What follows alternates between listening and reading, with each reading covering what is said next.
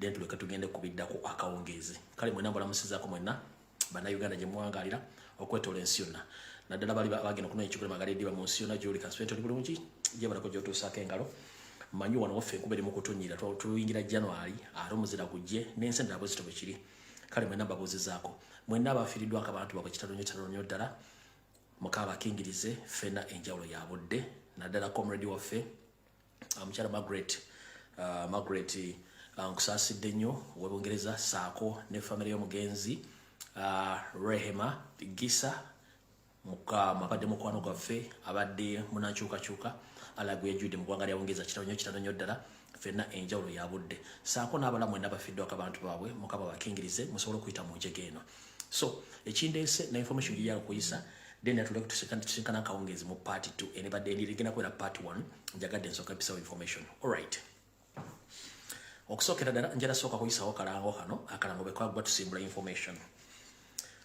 okusookera ddala njala tumira kuba comrade mwenna bannamawulire aba tiimu ya presidenti aba foot soldier abatamala presidenti security team ya presidenti aba MP ne bakonete mwenna abatamala presidenti across the country mubalimu baledera njala okubaza presidenti n'olukiiko lwenna abatambuza struggle okutuusa olwaleero tutene campaign nawo mukulembeze nkubaza okuba nti obadde muvumu okumala ku campaign zino era n'enkya bwetutyo tutandika kale njala tegeeza eggwanga nti olunaku olw'enkya anginaku z'omwezi 29 omwezi ogw'Okubiri mwaka 2025 mukulembeze afulumiza program empya nga bweneebeera akugambye nti national platform Protest for 2026 the weekly campaign program nakugamba nti ku bbalaza olunaku lw'enkya nga 29 abantu b'e Kalungu abantu b'e Bukomansimbi akagoba kammwe nakugamba ku lunaku lw'okubiri nga 3 ye Tuesday abantu b'ekyotera ne Rakai president alina mmwe nakugamba ku lwokusatu nga nakuzomeza 3 president ajja kubeera Lwengo ne Masaka akagoba kammwe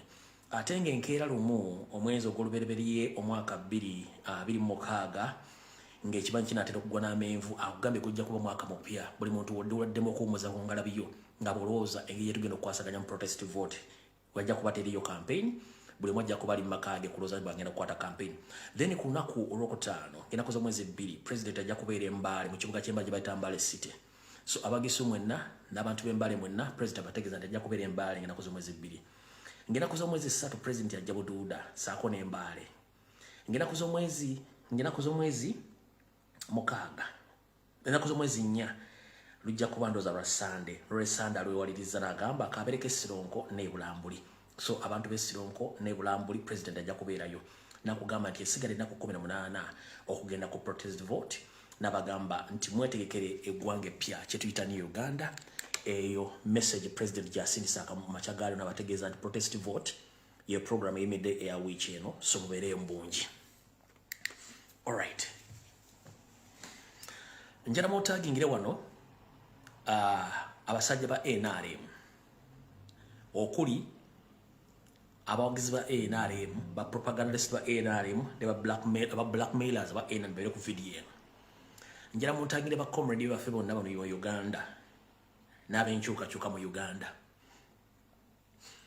waliwo ebintu bingi bitambula mu ggwanga abasajja pressure basoseeko njala kugamba mukutte temuta jajja kyebayita emigere gisembayo egy'embalasi giri mu National Reverse Movement the only option gye bayina yakubaka lwateke babba tubalaba ngenda bagamba buli omu okutte kwatira ddala nyweza tota bolabanga owekiwempa bolabanga embwego owekiwempe oweddiba yitawala kati ffe tulina eddiba abaganda bagamba nti bolabanga embwego owekiwempe jajja guweddiba yitawala buli kyolabe kikolebwa abasirikale ba UPDF abapoliisi abamagye ba government officials nga bati okuba kuyita kutya Promax extra nkiddamu wemukutte munyweze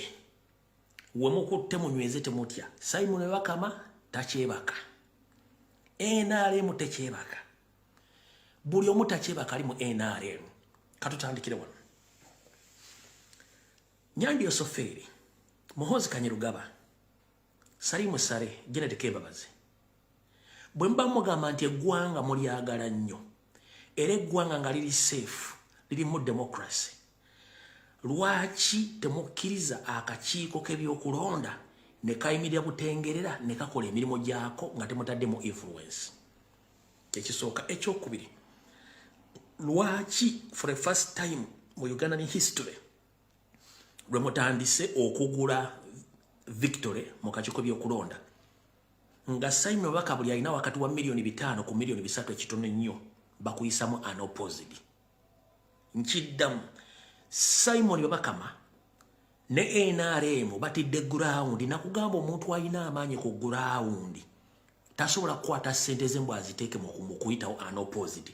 Bonna bemulaba nti bayisemu unopposed kasita okwata $5,000,000 ku 3 n'ogula either candidate oba nozuwa Simon Babakama ye nga akolera kye bayita denomination ng'akugira mu candidate. Kiraga nti tebalina maanyi okuva ku Nyandwe, genda ku speaker, genda ku deputy speaker, genda ku minister be, genda ku parliament, parliament aba NRM, bonna tebalina maanyi. Nabagambye proposal yabwe yakujja mu 40% parliament bakandidate ba national platform 40%. Era temwebuuza kyenjagala muleke kiteekako ssira munamali kifocusinga ku our main focus is the president. Bano bali mu self exposure, bali mu kweyambula nga teri abakutteko. Byabakama ne NRM kye bakuba kita self exposure, they exposing themselves nga tewali abakutteko. Kiri kitya kati naawo kiri mu public archive. Owa NRM yonna bw'aba alina $5,000,000 ku 3 yiwadde mbogendeziwo byabakama n'amugiramu omuntu. Ekyo kiri public domain. Kati wetwogerera essaawa zino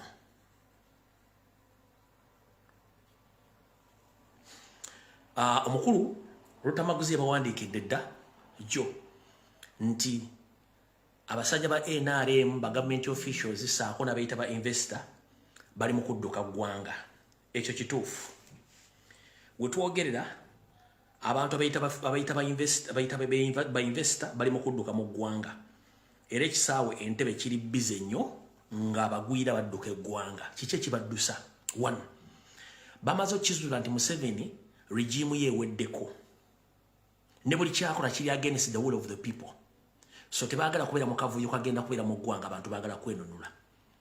Babasaba ssente ku machanelo gwe abasajja tebakyalina ssente wa Museveni kubanga zabawazi ziggwa buli lunaku. Kati abasajja ku kisaawe entebe kiri bize nnyo. Omuntu akola ku kisaawe ngwe namugana akola ku kisaawe mugamba akubuli ekituufu. Abasajja bali mu kufuluma eggwanga, bafulumya abaana baabwe, bafulumya famire zaabwe, abagwira ne bannayuganda bali mu gavumenti bafulumya abantu balwaki. Pressure bagimenti Museveni kyakola kikyamu. Esijja ekituleese olwalo, ekituleese kyekiriwa. 1. Gwe munnayuganda yonna njala kutegeeza muzuukusizza eggwanga Uganda nga mulijje mu 50 year Twistmaster program ya Museveni saako ne kye nabategeezaako mwezi oguwedde kye bayita merging ng'eggwanga Uganda badde bagenda demerginga n'eggwanga lya Rwanda. Tubalaza obubonero bungi nnyo ne tubalaga buli kimu. Kati ki ekisinza obbatiisa? 1. Mubadde mulaba ku social media ng'Abanyarwanda bangi bavudde beefudde ekyonga bakanda eggwanga Uganda nga ne ku social media mulaba bateekayo bendera zaabwe eza Rwanda naye nga bateekako neya Uganda ng'etteeka lya Uganda likkiriza dual citizenship nebbo nga bakikola kubanga balina national ID za Uganda balina n'ez'e Rwanda. Kati president bwe yazze n'agamba nti buli munnayuganda yenna gula flag obeere nayo era flag efuuse simbo ya Uganda. Kati aba NRM bagenze okulaba nga tebalina kye bazzaako nga tuzuukusizza omutima gw'eggwanga buli muntu ayagadde okugula flag ategedde ensi ye kyeki. NRM yawulidde ng'eswala ng'esigala old man out. Nkiddamu NRM yagenze okulaba nga kigirya ng'esigadde nga old man out nga bw'onoobeera mu bantu naye nga abantu abo tebakulabawo era nga tobaliimu. Kati NRM basigadde nga beemagaza ng'akawaka akasibe kuga kye badde balina okukola kwe kutandika okulwanyisa fulaga. For the first time kye balina okukola mu 1982 okusomesa abantu kye tuyita patriotism n'okubasomesa amateeka n'ebiragiro kye bakola ate nga bakikola mu bumenyi bw'amateeka. Njala kugamba muganda wange munnayuganda yenna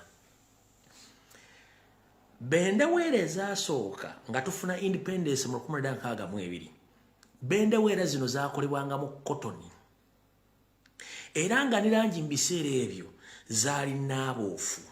Nkiddamu bendeweera ezaakola mu 1962 nga tufuna independence zaakolebwanga mu ngoye za kotoni nga ne langi ebiseera ebyo bakkala zalinga naawe ofunga sori gino ng'enkuba bwekuba bendeweera eyo bendeweera eyo esobola okufa ne langi zisobola okuvaako ekigendera kya bendeweera nekikola ki nekifa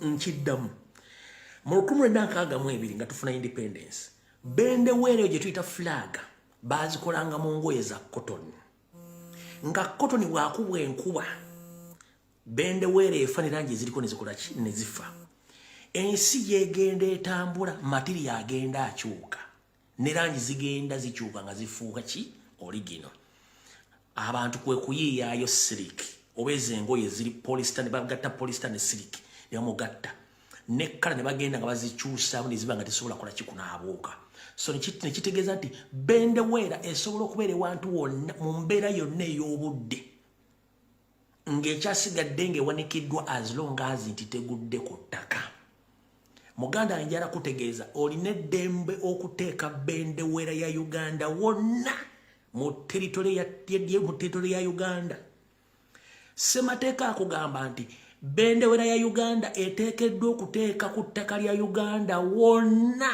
as long as tegudde mu ttaka agamateeka abali advance movement ge basomesa agamateeka gaabwe bendeweera ya Uganda eteekeddwa okuwanikibwa ku territory ya Uganda yonna ku territory kitegeeza ettaka lya Uganda wonna bendeweera osobola ogiwanikawo etteeka lino kugamba nti munnayuganda etteeka erisookera ddala mu kawaayira kafuga bendeweera oteekeddwa okupromotinga bendera ya Uganda locally and internationally kitegeeza nti omulimu gwe tukola baguyita tuli mu kawaayiro namba 2 akafuga bendera ya Uganda to promote the Ugandan flag both home and away or local and international national unity platform kyekola kiri mu kawaayiro ak'etteeka kagamba nti buvunaanyizibwa bwa Uganda okupromotinga bendera ya Uganda ewaka n'ebweru w'eggwanga yensonga lwaki abaana babeera mu Middle East oba mu Bulaaya yonna beesiba bendeweera ne batambula nayo to represent the country n'abayimbi baba bagenda oba abazanyi b'akatemba oba nga bagenda bakurepresentinga Uganda batambula ne bendera ya Uganda to represent the country to promote the flag so tewali kintu kyonna kikugaana kubeera na bendeweera ensonga lwaki Museveni alwanyisa bendeweera it wasn't in his best interest it wasn't in his best interest kubanga ye ng'omuntu bendeweera ya Uganda bagitambuza nga batambuza East Africa era East Africa erimu langi za Rwanda lwaki si za Uganda weewuze mu langi zonna ze basuggestinga okukoleramu passport ya Uganda lwaki bagiteeka mu bbulu amatchinga n'owe Rwanda Uganda yalina passport yayo eya bbulu omukwafu oli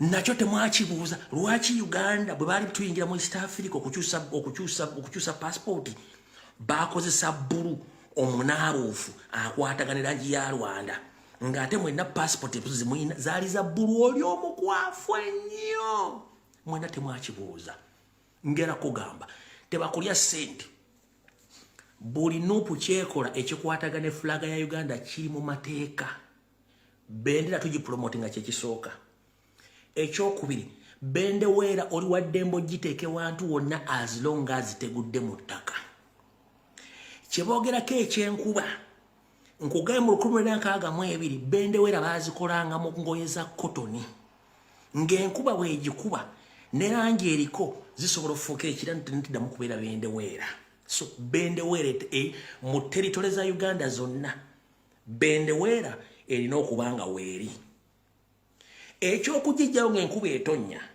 mu tteekamu ekiri naye baakiteekamu nga tebannakyusa matiriyo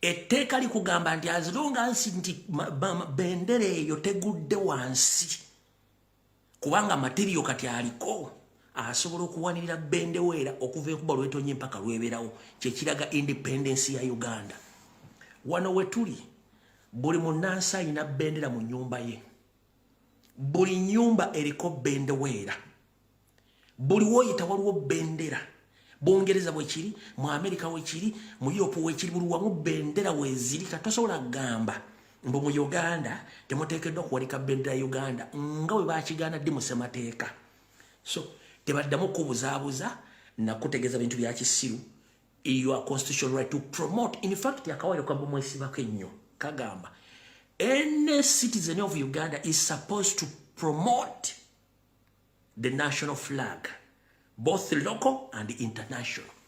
So whatever we are doing, we are promoting our national flag. Which national reverse movement failed to do. Chetukola, nale muchajirema. Kati fetu chikoze bawulidde akasajja n'akakazi ku mutima. Fe chetukola promoting a flag, achalema NRM. Fetu chikoze kubanga bali mu NRM bonna bagwira. Naddala bali mu government bonna bagwira. Kati fe chetukola kiruma bano kubanga kyabalema. Fetu akikoze perfectly kyekibanyiiza. Kati njala kubuuza bw'osanga bendera omusajja ng'agitadde ku muti ewe menye etteeka ki nga tegudde. Bw'osanga omusajja ng'atadde bendera ku muti gw'amasannyalaze aba amenye etteeka ki. Bw'osanga omusajja ng'atadde bendera ku pikipiki aba amenye musango ki. Bw'osanga omusajja ng'atadde bendera ku mmotoka aba amenye musango ki. Bw'osanga omusajja ng'atadde bendera ku dduuka lye ku nnyumba ye aba amenye musango ki. Weetalina kubeera weekukaamugwanya. With the due respect ngenda basa bana Uganda temugezere muteka national flag ku toilet ekyo mukijjeewo ekifo kyokka otateekeddwa kuteeka umbrella ye toilet oba kamugwanya wabula ebifo bisigadde byonna nkiddamu ngenda kukusaba n'obuvunaanyizibwa wotateekeddwa teeka bendera we ku toilet wabula wasigadde wonna it's your constitutional right to promote that umbrella. Tebayo musiru yenna kubuzaabuza. Ekyenkuba nkunnyonnyodde teeka baliwandiika mu 1962 nga material wa kotoni. Kati bagatta polisita ne siriki ne bakola bendeweere enkuba ne bwetonya ne yeeziribanga. Bendera esigala weeri. Njala soka kubuuza oyo mukazi wa NRA mu maama. Teeka ki eri kugamba nti independence ya Uganda etandika saa 2 ez'okumakya n'ekoma 12.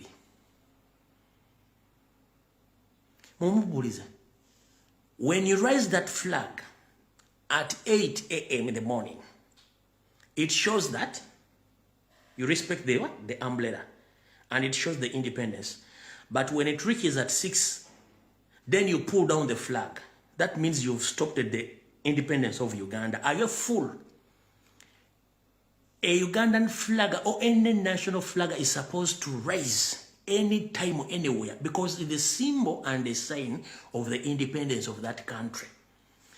Chovola bazino zonna ensi ezisinga obungi bendera zaazo ku buli territory ku mirongooti eminene zibeerako 24/7 bendera ennene eyagala kwenkana na katakisi zibeerako kati gobagamba nti mugiteeka saa 2 ne mugijja 12 obwetwaze bwa Uganda bukomako saa 12.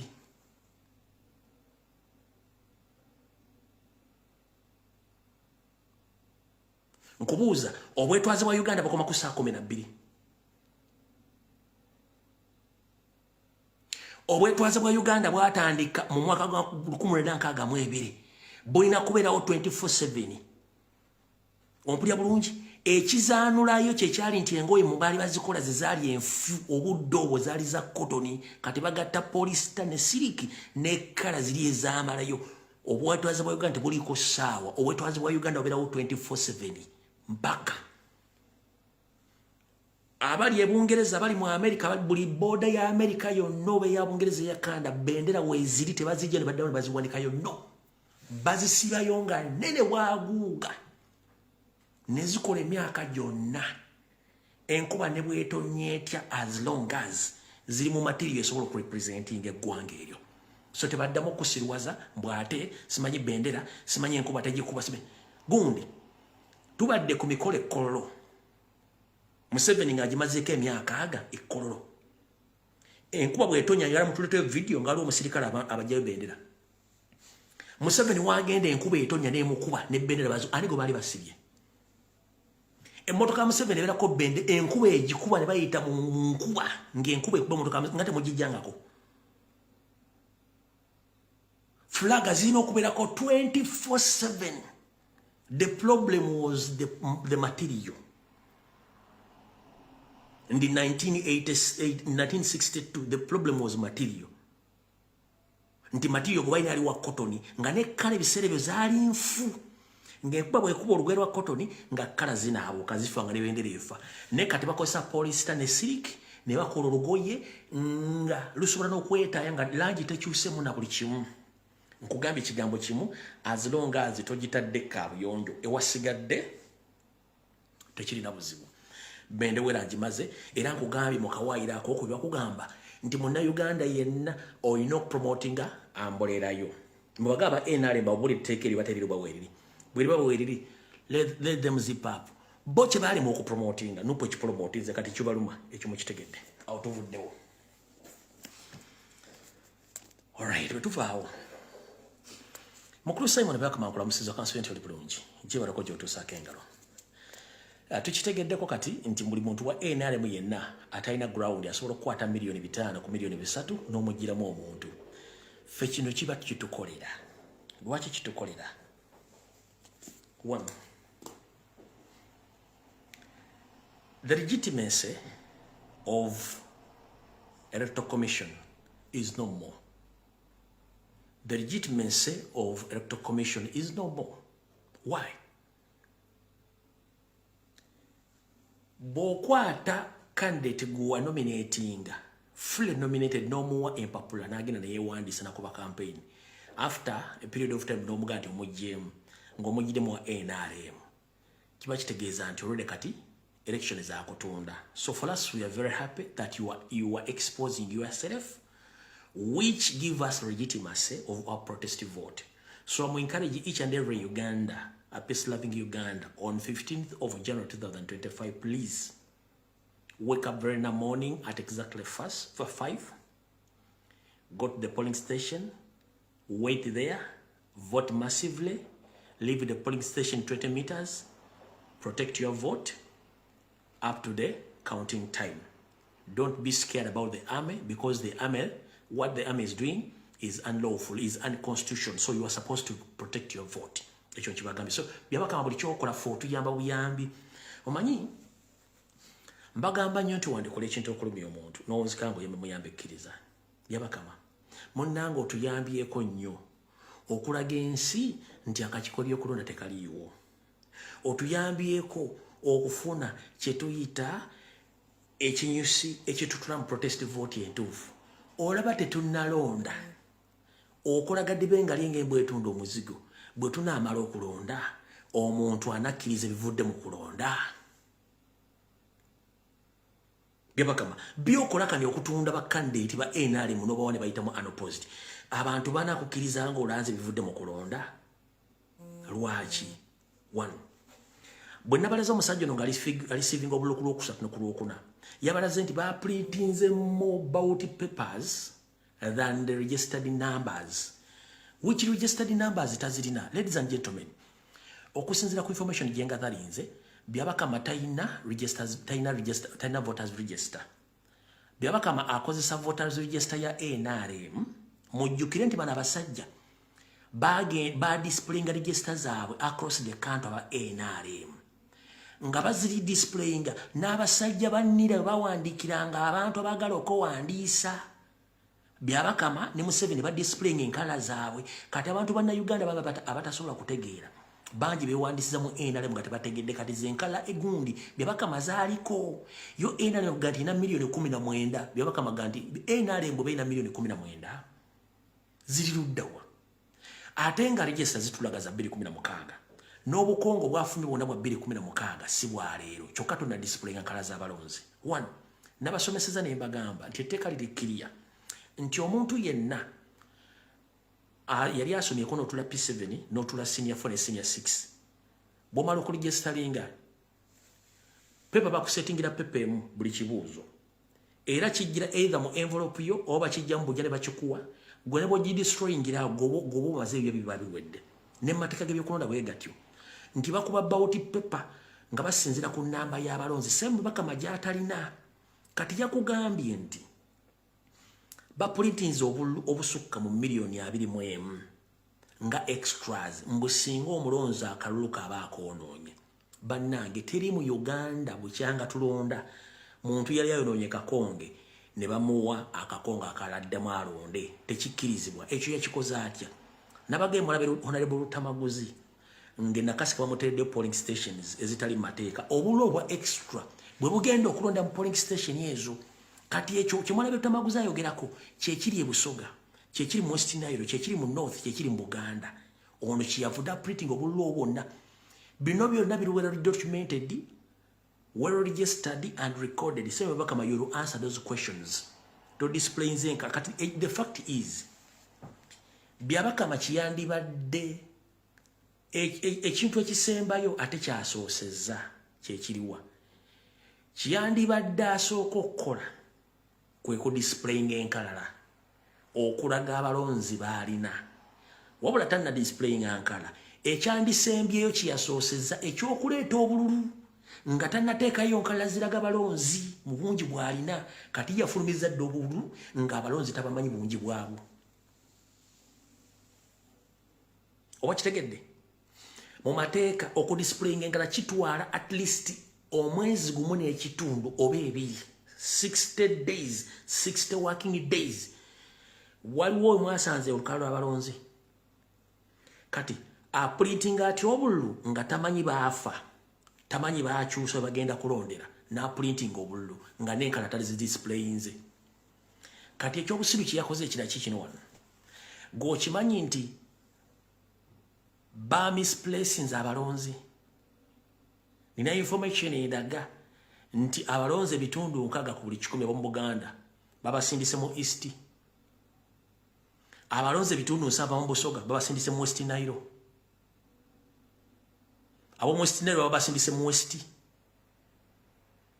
biri ebitundu byasigadde mu Buganda bibata transferinze at least byo babakyusiza location abadalondere Namasuba ne bakutwala ekawempe abadalondere ekawempe ne bakutwala Entebe abadalondere Entebe ne bakutwala Empigi abadalondere Empigi ne bamutwala Ekyengera abadalondere Ekyengera ne bamutwala Ematugga kati byonna bikozebwa ato kati nga kyayagala bakendeeze ku namba y'abalonzi nti wonotuka ku polling station bagambe monitor ondera wano kati ofuna obusungu yikati ntawana ki obive muganda wange bulotuka ku polling station nga bakokyusiza nga totegedde it's under your constitutional right because electoral commission didn't inform you any time that they transferred you from your known polling station in Chidam bw'otuuka wolondera nga toliiwo mu mateeka kisoma nti electoral commission erina okutegeeza wagwe olina ogitegeeza nti wano navuddewo sigenda kulonderawo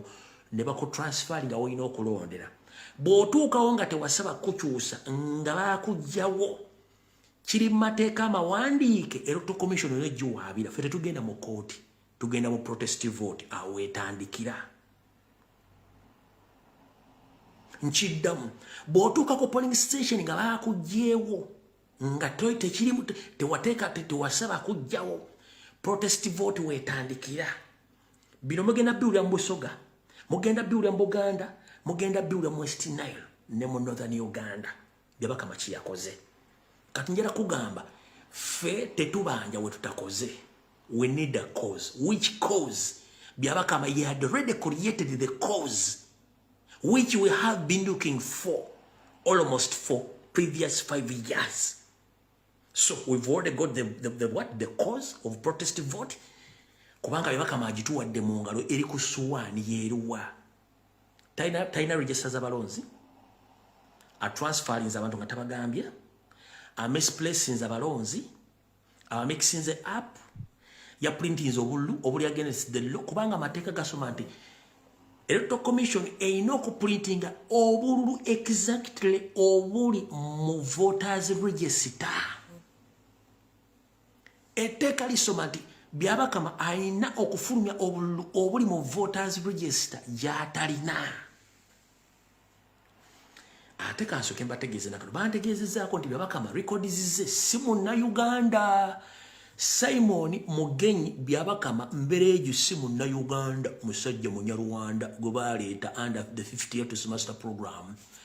Record ziraga nti senior gye yasomera mu Uganda nasale primary na buli kimu tebiriyo teri abina mu record yatandika kusoma nga ali mu senior mu Uganda.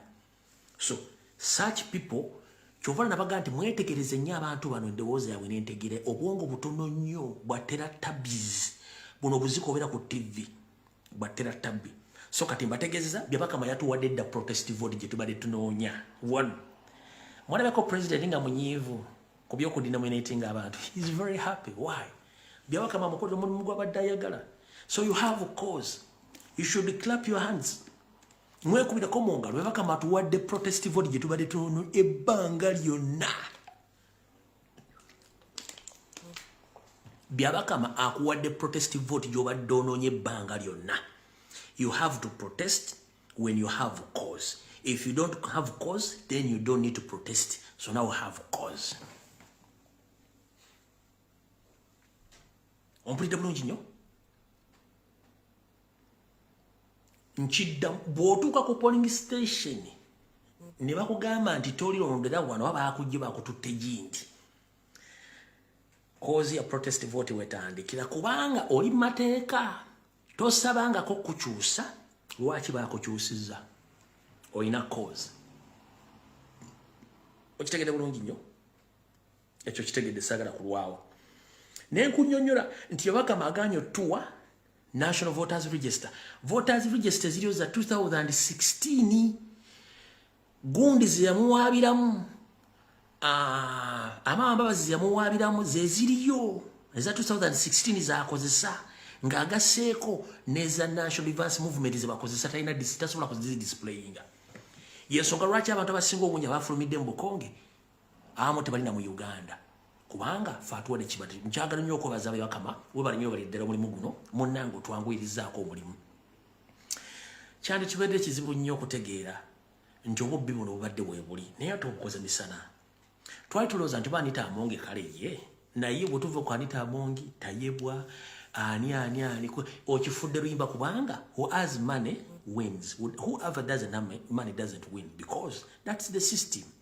And you've been following this system a long time ago. NRM, that's the only way they can manipulate people. Because batya ground. Nenyanda yenyini atya ground. Information ngeji baletera counties. Nenyanda yenyini atya ground kubanga agitya. Kati awutuvuddewo njagadde mutegere ebintu ebyo. Kati katugende ku nsonga endala.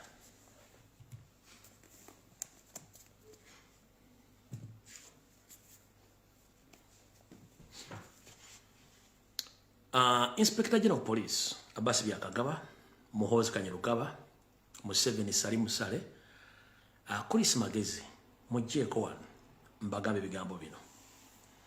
Before nga sina bagabe ebigambo bino, kategeeza mu Christopher Damulira, Major Emma Kuteesa, Ssemwai ne Isu. Saako Mr. President njagala ompuliriza obubaka buno era kalinga ka security alert. Waliwo ttiimu y'abavubuka abaali babaddeko ku kitebe awo nga ba foot soldier naye nga ba freedom border vakweri group gye nasooka okuba. Waliwo ttiimu endala nkiddamu Mr. President wuliriza. Waliwo ttiimu eyavubuka ng'era nayo ya freedom border vaku gye nasooka okuba gye mwambuukirako oluvannyuma neevayo ne musirika. Kati waliwo ttiimu endala ne security alert.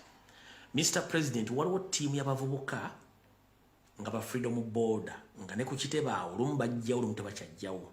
Avubuka bano basinkanye Damulira, basinkanye Emma Kuteesa ne Ssemwai ne Eso nga bagenda kuvaayo boogere nti ekibiina saako naawe nti mmwe mbadde mu kibavujjirira okukola ebikolwa eby'obutujju mu Kampala mukono wa Kiso. Ngera ebigambo bino bye baali bateeseteese okwogera bwe bakwata Olivier Lutaaya Bamachete baani bonna kati eyo ttiimu yo ne Mujahadini Sanya eyo ttiimu yo ne otugikuba neegwa kati nze bampita Mugema ngema ekintu nga tekinnatuuka gwe kabulaazi omumpi ng'omusumaali n'omulala mwanvuyirivu ng'omupaapaali ne kagulupu kammwe. Njagadde ntegeeza President waliwo kagulupu ke bagenda okukozesa kaveyo kagambe nti mwakasasula tubadde tukakoze mubadde president abadde akakozesa ne national platform okuteekateeka okukya petrol station okukuma ebipiira n'okuteekateeka enfo z'okuyeekerera mu gavumenti ya Museveni. Ka gurupu kano ka Freedom Border naye nga ne ku kitebe olumu kajja olumu tekakyajja. Wiikere wenneggwerako ku Lwokusatu nnyinza okujja n'ebifaananyi byabwe n'amannya gaabwe. Njagadde kuwako preamble president ategeere nti group eno weeri. Era mbadde nsaba if it is possible your Freedom Border before elections ekongontibwe. Genda kusaba kulembera ekitebe president muleka agenda anoonya obulubwe. Wabula nsaba ekitebe nga basigaddewo. Freedom Border mugikungunte before elections.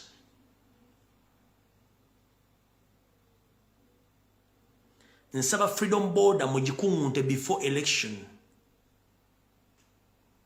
Otherwise, Museveni byasinga okwagala okuyitamu. So njagadde president obiraweya nti waliwo akabinja akali mu kukola omulimu ogwo nga kaagala kutukola saanya mujahadini kye bali batumye kibali batumye bamachete kibali batumye ne tukikuba ne tukiyuwa. Abaana bano babakozesa bukozesa olw'essente. Era waliwo ne gobagulidde pichipichi empya. Era jalaji parkinga ne ku kitebe n'atoka n'abeerawo olunaku lulamba nga tagenze ku trail ye ng'ali awo aleekinga. So kati njala tegeza president n'ekibiina kya national platform mwetegereze nnyo abavubuka aba Freedom Border abamu balina ekintu kye babala. Nze ndi mu kudibaga kino ekintu nabagamba ndi nadibanga Pro Max. Kati mwe bagayi mwe batege amanya ku Lwokusatu ngenda kujja n'ebifaananyi byammwe n'amanya gammwe. Nze sitya biduduma mbyogera annumba n'onnumba sigenda kuddamu gw'onoomanya. Kati mukkooli erimu katugende wano. Mukulu Chris Magezi nkulabyeko awo ng'oyogera ebigambo bino wammanga. Saako n'ekibiina kyammwe ekya National Advance Movement mugambye nti National Platform ne President Robert Kyagulanyi Ssentamu nti tagezaako okuleeta buvuŋŋano mu ggwanga na kutabula ggwanga kubanga UPDF are ready to engage kubanga they are good at engaging terrorist organization, rebels and whatever. So obufunze omukulu ono omanyi bana abasajja nabagamba boogera ekigambo ne beerabira nti beerabira mwogerwa ne tebeerabira mugambwa. Ebigambo bye yabifulumizza yerabidde nti tumanyi bulungi nnyo nti badde bakuliyetinganga abayeekera mu ggwanga for their own benefits. But mukulu Chris Magezi, before you blackmail or you do propaganda against Robert Kyagulanyi Ssentamu, can you inform all Ugandans that on 20th of December 2025, the Mountain Brigade, which operates in Congo, was ambushed and 110 of indigenous UPDing service officers were killed?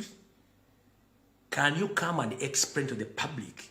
I'm here to inform Ugandans, more especially the families of those serving in UPDF, more especially the indigenous, that the Mountain Brigade,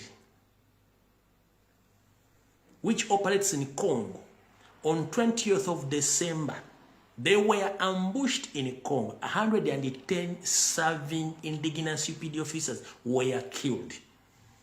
But no one in UPDF or in any government office has come out to clarify about the information. Everyone is quiet. Nchiddam. Mukulu Chris Magezi. Njala mutegeeze gwange ennaku z'omwezi 2 omwezi guno. Bannayuganda 110 abadde bakolera mu kibinja kya Mountain Brigade ekibadde Congo. Mwabaseetinze ne wakuba amasasi 110 bonna ne bafiirawo. Wabula basipiri aba betuta ba komanda tekuli n'omu yafudde kubanga bonna baakabano mwaseetinze ba indigenous. Mwe abasajja ba UPDF bali mu tent. Abasajja ba SF bali mu tent. Ngenda bategeeza mugenda kuggwawo ng'omuceere ku Christmas oba ku Eid. Mwenna mukimanyi nti ne DNA bazitutte bombo bazitutte embuye ogenda otandika okukola DNA z'abantu bano okunoonya famire zaabwe. Naye nga Abaganda baffe 110 babasudde mu ambushi mu kibinja kya Mountain Brigade kikube mu kubabatiddewo e Congo. Amagye tegannayogera, Muhoozi tanneenyeenya, tewali kye baakoze, abaana bonna baasiisi. Kikumi kino mujja kiraba. Tebasobola kwogera. Bw'oba olina muganda mu UPDF nga baddaga nti nze ndi under Mountain Brigade command. Bonna tekulina omwali omulamu. Bonna kikumukumba basse. Kati njagala Chris Musiru ba Chris Magezi oveeyo ogamba abantu bannayuganda abafudde Congo amagye ga UPDF ba indigenous bafiiridde ki ani yabasse. 110 they were ambushed and killed in Democratic Republic of Congo. No radio station, no TV, no mainstream media has come out to talk about the deadly ambush which occurred in Congo against the indigenous serving UPDF officers in Congo. Nobody. But you are here intimidating Ugandans. Kati. Mulirize wano tugenda. Munnange okutya kya butonde. Okutya kya butonde. So byonna byogera police amagye kuba kutya zishikirala okutya kwa butonde. Ekyogera police n'amagye bali mu kutya tebalina next. Okutya kya butonde era tebalina next. Byonna byogerwa UPDF oba SFC okutya kuli nnomo. Olweggulo ngenda kujja ne information ebalaga nti bali mu kutya okwaddala. One, Mukulu Chris Magezi yagambye bwati, njagala mu respond gagambye nti bajja kudiringa ne Kyagulanyi kuba badde badiringa ne bijja byabayekera ne ba terrorist. Mukulu Chris Magezi, National Platform is a well-registered political party which is under the Constitution of Uganda. So if you come out to intimidate and you refer to National Platform as a terrorist group or a rebel group, I feel sorry for you. Because the name Magezi means wisdom, but when you lack wisdom, that means you're hopeless. So let me inform you this. Robert Kyagulanyi Ssentamu is an indigenous Ugandan, a well-recognized political giant who is recognized worldwide. The campaign is still going on. We are seeking for votes, which we have almost 98%. NRM has nothing. The reason as to why you came publicly to intimidate Ugandans who seek to change power peacefully, it's because you are under fear. It's your boss who instructed to come with such information, as they sent Bebe Cool publicly to expose himself. Kambabulire Bebe Cool njamodiro leggulo nenjara bagamba ono Chris Magezi okujja okwogera era kye basindise ne Bebe Cool si yazze okwogera bigambi ye yazze ng'omuntu wabula bamuwadde ebyokwogera era ne topic ya dazimanyi kubanga buli topic yeyogeddeko yabadde yavuddeyo dda mu public nga yakoze dda information okulumba bataka bakola message ogenda president adi baali bamusindisa akyogereko ani amusindika Museveni okulumba Jjajjaffe Kassim Nakibinge ode president yadde agenze waki Jjajjaffe Kassim Nakibinge oli bulungi nnyo kati ebisigadde byonna that is no message zatula okwogera baade bamusindisa ayogere bakama abenga pressure bayitiriddeko. So oyo mukulu naye basindise musindi kati Chris Magezi bono bwe bakabonjala bukusomera obudde bulungi nnyo kuba mbuwandiise bulungi nnyo njala bukutuukeko okusinza ku research gye nkoze. This message goes to Colonel Chris Magezi, the public relations office of UPDF. Bono baka njala bugende eri Colonel Chris Magezi ngono yakwasaganya ebyempuliziganya mu ebyempuliziganya saako ebyempuliziganya saako babita byampuliziganya wakati wa maje n'abantu public relations for about your public buno bakanjala bugende joli nadala oli mu gira PDF. Referring to your cowardness, the commentary statement or the threat towards those who exercise their constitutional right in Uganda, especially His Excellency Robert Kyagulanyi Ssentamu, aka Bobby Wine, in your cowardness statement, if Ugandans need to know your capability, they should ask ADF or Al-Shabaab. Omukulu ne yagambye byeyogedde. Naye naffe twagala muddamu nti okusinzira kubaka obw'okutiisatiisa bwe yasindise ng'abusindikira His Excellency Robert Kyagulanyi Ssentamu ne bannayuganda baagala enkyukakyuka. Ndi wano okujjukiza nti ekintu nupu kyekola Robert Kyagulanyi Ssentamu kyakola kiri mu mateeka ga Uganda mawandiika obulungi. So statement gye wakoze eri bannayuganda obatiisatiisa n'ogamba nti babuuze ADF oba Al-Shabaab sebo kya bulimba kati kankunnyonnyole wano. Ekigambo kye bayita Allied Democratic Forces eyo kibiina kya buyeekera Museveni kye yeeteerawo. Allied Democratic Forces kibiina kya buyeekera Museveni kye yeeteerawo. Nga bwe yakuliyetinga Kony, bwe yakuliyetinga Alice Lakwena. Ngera alo group bwe yagikuliyetinze via Mukula ali mu gavumenti. Chris Magezi. Allied Democratic Forces, a label group, was created by Museveni himself, as he used to do previously. He created the Joseph Kony himself. He created the Alice Lakwena himself. He created the Arab Boys, which group was led by the so-called Mukula. Captain Mukula. You understand? So Allied Democratic Forces, the leader of Allied Democratic Forces, who's right now in Luzira prison, tried in a civilian court. Wairo Machete, Eddie Mutwe, Wayusa Mufumbio, Smart Wab Bobby and the others are tried in a military court. Are you a fool or musiru? Watch Kubangono, Akulia ADF, Musajja wa Museveni, aina mutwaingira mu civilian court. Choka banansi abayita mu constitution okunoonya obuwanguzi okukyusa government mu bagezesa mu court y'amagye oli musiru. You think we don't know who funds and who funded the Allied Democratic Forces? It is Museveni under Jamiru Mukuru.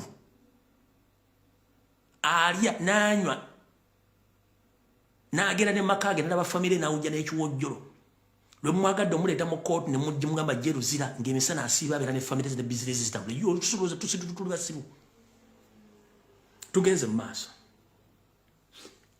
Al-Shabaab gye tumanyi nabawadde information which ne bagamba nti Al-Shabaab Museveni kennyini atwala amagye ga Uganda nga tegali ku mission ya African Union ne ya UN n'agatwala n'agaguza gavumenti ya Somalia abasigaddewo ne babateeka mu Al-Shabaab. Ekyo public nayo njagala ekimanyi.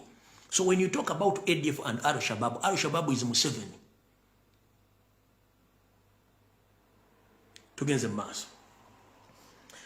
Giving a reference point of Al-Shabaab, the so-called peacekeeping mission in Somalia by UPDF and other regional countries' forces only profit that rockets the dictatorial leadership in East Africa. Mukuru, bowa ekyokulabirako nga Al-Shabaab. Yoyise nti Al-Shabaab bayekera Somalia. Ne musindika abana bafe bagende bakume emirembe mu Somalia. Njera kutegeeza nti UPDF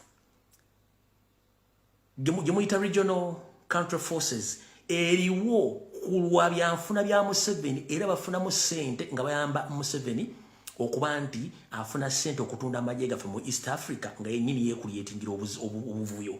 Ekyo kitegedde kanjidde mu luzungu. Engeri gy'ogamba oli ADF n'ogamba Al-Shabaab kati kanko reference. Giving a reference point of Al-Shabaab, the so-called peacekeeping mission in Somalia by UPDF, the regional countries' forces only profits the lockets of dictatorial leadership of Museveni in East Africa. Ndozo kitegedde. Yensonga lwaki amagye gaffe gali e Somalia, gali e Tanzania, gali e Burundi, gali e Rwanda, gali e Congo, gali e South Sudan. Ndozo tegedde. Kuli sibusibu tugenze mu maaso. Example, Museveni has taken advantage of Somalia civil war to profit him through deploying UPDF on fabricated lies. Nyandi yosoferi tibahabula mukama wo ayeyambisiza omukisa gw'obutabanguko obuli mu Somalia okufunamu ensimbi ezitotogana ng'obukolwa kwe kusitula amagye gaffe n'agateeka ye Somalia ng'asinzira ku bulimba obujingirire to the Western powers. You continue funding him an escalation of war in Somalia, in Somaliland, so that he should maintain so that he can maintain his protected relevance in destabilization Somalia. Eba kugamba nti mwe bwe mujingirira obulimba ne mutwala amagye gaffe e Somalia ne muwuddisa ensi ziri ennene ezibateekamu ensimbi ngene mwongera okuteeka ebinzaali n'omunnyo ne butto mu lutalo lw'e Somalia nga mwagala kusigazaayo amagye gammwe n'obutabanguko musobole okufuna ensimbi ng'ate mugezaako okuteeka eggwanga lya Somalia mu butabanguko mufune ensimbi era kyekiriyo ngeri bavaayo bajja mu Uganda bwe batwala amataka ga Bannayuganda. I kindly ask all Ugandans to tag here United Nations, African Union, and United States of America, and several other missions founder or envoys in Somalia. Njagadde montagingire ekitongole kikwasaganya amawanga gonna mu nsi yonna saako ekitongole kikwasaganya amawanga ga Africa saako n'eggwanga lya America n'ensi endala ezivugirira Museveni mu ggwanga lya Somalia. Ulira. The funds you willingly send to fund and end the long-standing civil war in Somalia is rather being and mismanaged and embezzled through corruption-related scandals. Ndi wano kutegeeza Bannayuganda nti ensimbi ziwa Museveni nga abasajja bano babinyonkondo batonye mmoli naddala ensi eza waggulu zisindika ensimbi zisindika mbu balwanyise n'okkendeeza olutalo mu Somalia. Ndono bategeeza nti entalo zino zonna mu Somalia ziteekerawo Museveni olw'ensonga n'ensimbi ze muwa zonna azikozesa byayagala ng'agezaako nnyo okuteeka obutabanguko mu ggwanga eryo nga ziyita mu mitendera egy'okubba n'okubuzaabuza ensimbi z'omumusolo mu Uganda kye tuyita corruption scandals mu Uganda saako ne mu gye lya UPDF. Era abasirikale bonna emunadde ne mukola okunoonyereza bukyanga entalo za Somalia zitandikawo. Abasirikale bonna bemwalina okusasula $2,200 nakati esaatu ne bakomeko bazafuna $300 olukumu lwalagawa. Bw'ova ne ku bisatu byennyini abalabaze emyaka tebazifuna n'abasembayo baana basembayo abasirikale bonna bali mu kalamoja gye baba deployinga nga bamaze emyezi 8 tebafuna ssente zaabwe n'abalala basindika mu ambush ebabatta. As far as UPDF concerned, the troops don't eat up standards as you founder expect. The funds are instead channeled into personal gains. Mwe abavugirira omusimbi guno mbumuvugira UPDF eri Somalia. Abantu bano bambi tebalya bulungi nnyo nga mulina obbalisa nga amagye magali mu nsi zammwe.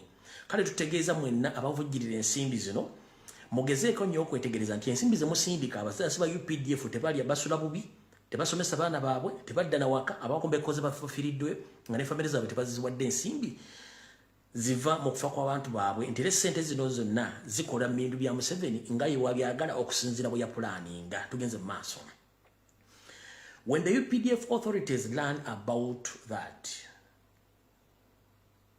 you would come into inspection of welfare and troops.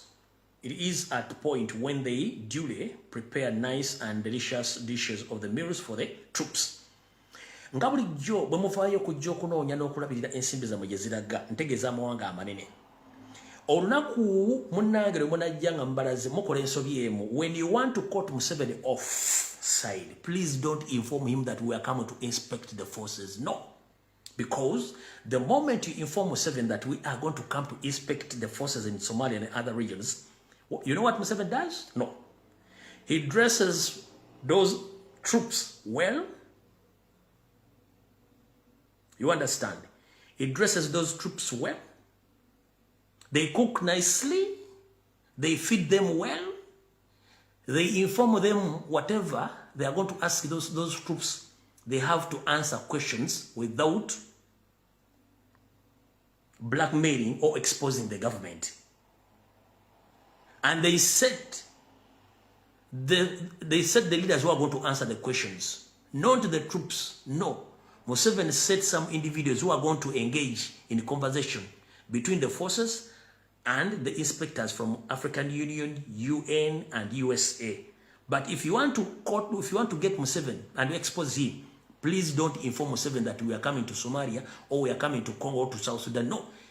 Just abduct, come once and invade. You'll get to know the truth about who is Museveni and what he does to the indigenous serving UPD officers across wherever they are, most especially East and Central Africa, to get the mass. So, mbategezeza ko mutegere bulungi nnyo.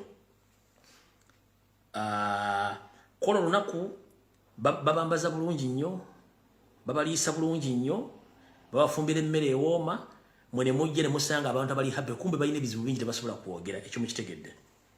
But after the departure, they resort to the normal average meals that negatively impact their health. So the day you come to inspect, you'll find the situation is normal, the troops are well fed, they dressed well, you think they are well off, but after your departure, they resort to their normal average meals and negatively impact of their health. Bwemba muvuddewo abantu bano baddeyo ku mbeera zaabwe za bulijjo n'emmere gye baddayo okulya yeri ey'embwa yennyini era ne badde mu mbeera yaabwe mbi ennyo etawoomesa ddegobessaako n'obulamu bwabwe. When you send funds purposely of the new weapons and equipments, the government of Uganda brings those from Uganda made in Nakasongola, which it displays for inspection. Thereafter, when the envoy are gone, they transit them back. That money is embezzled by Museveni Group. So US, United States of America, African Union, and UN, please listen very carefully. When you send funds for purpose of new weapons and equipments, the government of Uganda, led by Museveni, brings in those weapons from Uganda made in Nakasongola, which it display for inspection. Thereafter, when the envoy leaves, they transit those weapons back to Uganda, and the government of Museveni embezzles the money. That's how Museveni operates. Nti ensi ziri ennene bwe zijja okulaba n'okusindika ensimbi ez'okugula ebyokulwanyisa. Museveni kyakola ng'ajja ebyokulwanyisa bye bino birugoojamye ng'abitwala abiteeka we baagala obbirabira. Ng'abaga bino sente ze mwatusindikidde bino ebyokulwanyisa bye tuleese wano nga bigenda kukola. Wabula abasajja bano bamala okulambula ebyokulwanyisa bino, waita akaseera katono nga bagenze Museveni ng'ebintu bino abiddamu abivuga nga abizzayo mu maka ge aga Uganda nga ssente akwavula. Kyovula nti amagi yabagamba bizinensi ye. Era no yadde nga ali mu addressing public yabagambye, for us we don't care well-being if you sleep in Busisira or in tents, we don't care as long as we buy guns. Kati kino kiwa answer entuufu. The allowances that are meant to be paid troops on time, these funds are once paid to government in Uganda. Museveni deliberately delays to pay UPDF troops as he instead banks the funds on fixed deposit account approximately 2 years to go, approximately 2 years to accumulate his interest, and that's why several complaints have been on with UPDF soldiers all over delayed payments. So African Union, United Nations, United States of America, please hear this. The allowances that you are meant to be paid to the troops on time. These funds are once paid to government of Uganda. Museveni deliberately delays to pay the UPDF troops as he instead banks the funds on fixed deposit account approximately for 2 years to accumulate interest. That's why several complaints have been on with UPDF soldiers delayed payments. Ensimbi saako n'obusiimo obusasulwa amagye ga ggwanga ga UPDF agawangalya mu bitundu ebyenjawulo ddala Somalia. Essente zino zituukira mu budde. Naye Museveni Nyande bw'azikwatako ne banne, sente zino bazitwala ne baziteeka ku bittavu byabwe ne bazisibirako kumala emyaka 2 nga bazaagalamu agoba. N'okujja essubi bannannyinizo obutabanja buli abanja bakuba ku mutwe nga mmese. Era sente zino abaana bangi bavuddeyo nga beemulugunya ku nsimbi zaabwe zino okumala emyaka 2 bweddu nga tebawa sente zino. Y'ensonga lwaki nti abasirikale bano bali mu mbeera mbi bwetyo. Tugeze maaso. Allowance meant to be given to troops monthly are instead swindled by the top commanders of UPDF troops, leaving troops vulnerable. African Union, United States of America, and the United Nations. Hear this message. The allowances you send are meant to be given to troops monthly are instead swindled by the commanders of UPDF, leaving troops vulnerably. Ensimbi abasajja bano zibasindika okuwa amagye ga Uganda buli mwezi. Abasajja bano bazikwata wattu abadumbira amagye bazikwata ne baziteeka ku bitavu byabwe ne bazikola bye baagala ne kireka amagye gano nga gayagga basajja batunga empale tezikyabatuuka abaana babe tebasoma tebakyala tebakyakola na kintu na kimu ekimenya amateeka. To all envoys or funders in the missions of Somalia, you are aware that each soldier in UPDF cuts funds for war combat uniform. To all envoys or funders in the mission of Somalia, are you aware that each soldier in UPDF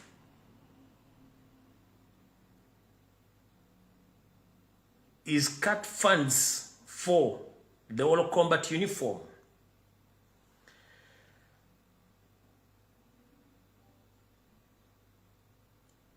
So, African Union, United Nations, United States of America, hear this message well. That the money you sent meant for each UPDF serving officer in Somalia, Museveni and his commanders, they redact money for the combats they put on. Each UPDF officer in Somalia is supposed to pay for his own uniform, and that money is deducted on his or own monthly income. Can you imagine? Bono baka bugende eri UN, African Union saako ne ggwanga lya America. Mbategeeza nti abasirikale ba UPDF bemusasulira ensimbi mu Somalia. Mubadde mukimanyi nti serize mbasindikira ez'omwezi. Buli uniform gye bambala sente bazijja ku musaala buli uniform bazijja ku musaala gwabwe. Mubadde mukimanyi. And that is wrong and it's against the law. In simple terms, UPDF officers buy uniform from their personal entitlements to get the mass. Hear this. In simple terms, UPDF troops buys uniforms from their personal salaries, not from the government of Uganda. Njalo tegeza banda Uganda n'abazadde abazaala abaana bano. Abaana amune bajjanga basiwufu balinga embwezi eziri enkoto w'ekyoto. Basajja batubala ebizibu bingi. Ne uniform gye babeeramu sente bazijja ku musaala gwabwe. Era bakugamba wano nti sente zino baba bazijja ku musaala gwabwe ate yo government egamba nti bambaza uniform ekintu ekitali mu mateeka. Tugenze. Soldiers lose from their allowance approximately 1,000 soldiers lindako. Soldiers lose from their allowance approximately $15,000 on uniforms each soldier or for each soldier. Ulira kano buli musirikale yenna ali Somalia saako ne basindika. Abasirikale bano bafiirwa ensimbi zaabwe ndooza sente zino bazisala buli mwezi ogenda okwekana nga bamugjeeko mutwalo gumu n'ekitundu ogwa America ku uniform mwezi buli musirikale ebbanga lyamalayo. And it's because as soldiers, since they have no say, they resort to painfully receive that given at the mercy of the government of Museveni. Olw'okuba nti abasajja bano tebalina bwogerero bakomekkereza basirisiza nga tebakkiriza kwogera kigambo n'ekimu bambi ne basigala nga balina obulumi mu mwoyo nga balina kukkiriza busente buno obwakanyeebwa bwe balina okufuna okuva mu gavumenti ya Nyandu naye nga sente zebakolerera entuufu Museveni zonna azisigaza. There are many more challenges UPDF troops are facing as extorted by Museveni and his government, which you as envoy need to investigate throughout. Abavugirizi b'omusimbi naddala ku magye ga UPDF agawangalya mu nsi ze mwagala gakolemu emirimu tubona okubategeeza nti abasajja bonna abakazi basanga ebizibu bingi nnyo mu mbeera embi gye bayitamu ate Museveni ensimbi zaabwe n'azibba n'aziteeka mu mikono gye n'azikozesa ng'ayagala azikola byayagala so nga ate kimenya mateeka abantu bano balina ebintu bingi nnyo ebaluma. Over to you, Chris Magezi. Magezi, don't be arrogant to threaten Ugandans by referring them to as ADF or Al-Shabaab. Chris Magezi, the army spokesperson appointed by Mohozi Kainerugaba, the son to Museveni. So don't dare using your small head with a small brain to threaten Ugandans by referring them to ADF or Al-Shabaab. It's under their constitutional right to demonstrate of supporting their candidate. Under the Constitution of Uganda, elections are arranged in peace and they choose their own leader. Ask your boss Museveni, why does he arrange elections when he fears to be defeated? So don't dare fool Ugandans and intimidate them, referring to the ongoing elections and threatening Robert Kyagulanyi Ssentamu because he's leading your boss. You refer to him as ADF or Al-Shabaab. Just go and eat your mother something, period, to against the mass. First of all, Chris Magezi and all ADF is Museveni's himself for many years, as well as AR elbows, not corny, as he alleges to be stupid to compare military groups to Ugandan native to determine their capabilities to against the man. Chris Magezi ne mukama onyandi yeso feri mulekera okusiroza banna Uganda nga muloza basiru nnyo emyaka giweza gize mingi nnyo ekibinja kyabayekera bakiyita ARA ekibinja kyabayekera so sikoni kubanga koni nga bamwogerako ebya kisiru era tobyogera ku bibinja by'abatujju Museveni bye yetandikiddewo nga alwanyisa banna Uganda so si nga gobolooza bojjo kutiisa okitegedde bulungi nnyo banna Uganda balina obuyinza yesongola kimuteekawo okulonda. Chris Magezi, don't forget with your dictator that Ugandans have made what you are and the entire military group of Museveni. Chris Magezi, teweerabiranga munnange buli lw'ozuukuka njagala ozuukire ku side y'omukono ogwa ddyo obutali gwa bisiraani ne mukama w'ennyanja yosofeeri nti temutiisa bannayuganda biba bafudde kyemuli singa si bannayuganda Museveni teyandibaddewo singa si bannayuganda Chris Magezi olina mulimu ki ng'otaddeko uniform esi kusavinga bannayuganda kale tosirwola ng'ageze mukamu gwanya okwesangula ate n'owandika ku kisenge ng'obatiisatiisa ng'ate ne ssente z'olya nezowako omukazi ono ogulira abaana b'engoye ssente ziba musolo ga bannayuganda abakusasula nga bagala okukyusa eggwanga lyabwe. Ompulidde bulungi nnyo kuba bakufudde ekyoli. Tugenze mu maaso.